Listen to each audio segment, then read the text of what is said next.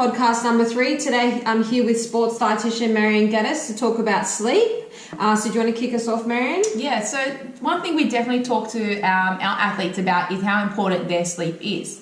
Now, if you're not getting enough sleep, this can really affect your appetite. This increases your appetite throughout the night, making you eat more calories, and then obviously can affect your performance and make you store more fat because it does affect all the hormones in your body.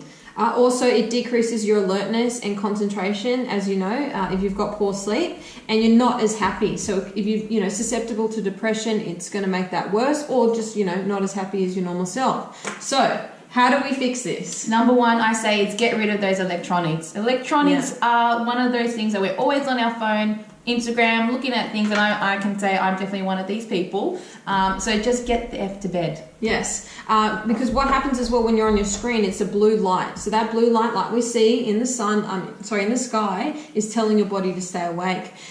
So you can always take the blue light filter off your electronics, but ideally you wouldn't watch your TV or phone 30 minutes to 60 minutes before bed because it's keeping you awake and affecting your circadian rhythm.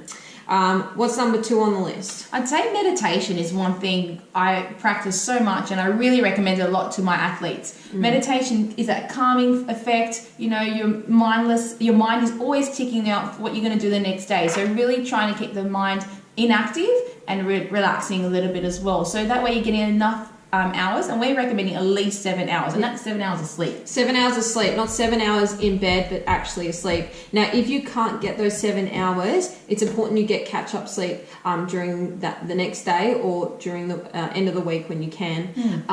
So that's really important. But yeah, get the electronics out of your bedroom, number 1. Number 2, the meditation. Yes. And we're going to put the Headspace link below. The Headspace is an app. Which is really helpful. So definitely check it out. We won't go into depth about that. Another great thing to improve your sleep is sleep hygiene in terms of your room. Yeah. So making sure you are in a dark room, because you do have these natural light natural light to wake you up is great. But if you've got these lights throughout your room that are affecting your sleeping patterns, or a street light out the front, definitely speak to like Osgrid or whatnot to see if that can be moved. But it affects your sleep.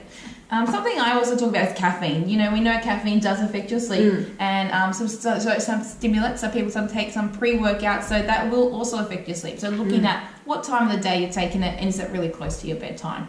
And too much. Don't go over 210 milligrams. You can see the podcast number 2 and check out more about caffeine. So that's pretty much it in summary. Is to improve your sleep. You need to have 7 hours of sleep, a nice dark room and a clean room.